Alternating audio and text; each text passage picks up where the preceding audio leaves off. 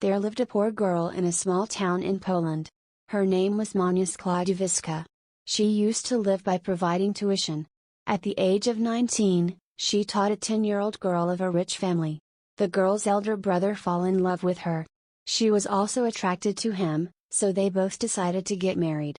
When the boy's mother came to know about the matter, she became furious. She grabbed Manya by the ear and brought her to the porch. She called and gathered all the servants and shouted, "Look! This girl who only has one frock to wear, whose shoes have holes in their soles, and who is lucky enough to have a good meal only once in 24 hours, and that is presented at my house. This girl wants to be my son's wife. It is cherishing the desire to be called my daughter-in-law."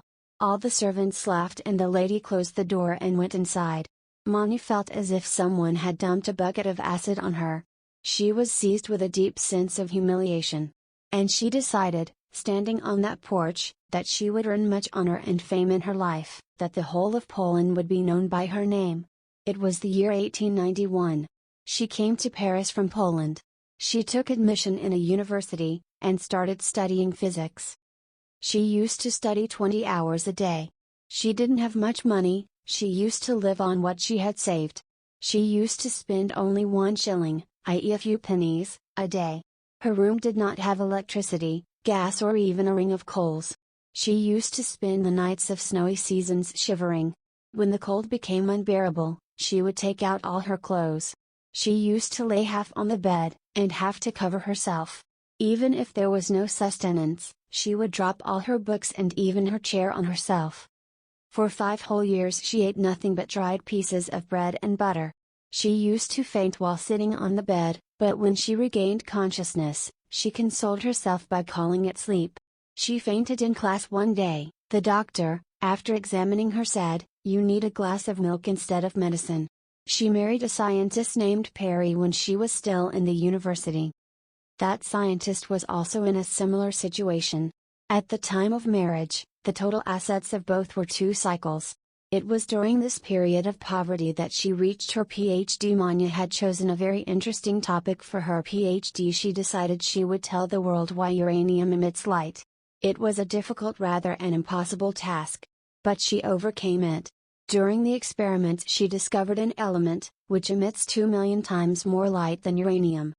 And its rays pass through everything in the world, wood, stone, copper and iron. She named it radium. It was a huge explosion in the world of science. People asked for proof of radium. Manya and Curie took a dilapidated shelter, with an intact roof and no floor.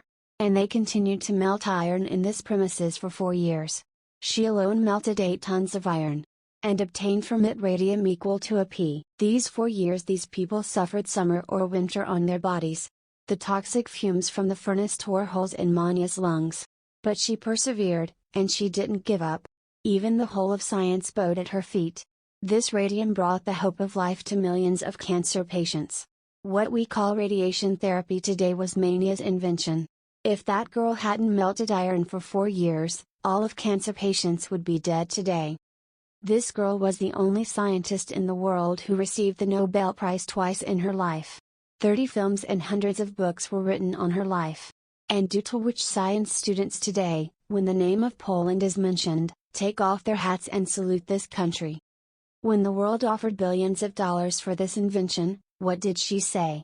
She said, "I will only give this discovery to the company, which will treat an elderly woman in Poland for free." Yes. The rich Polish woman who once kicked Manya by the ear. The woman was suffering from cancer and she was on her deathbed at that time.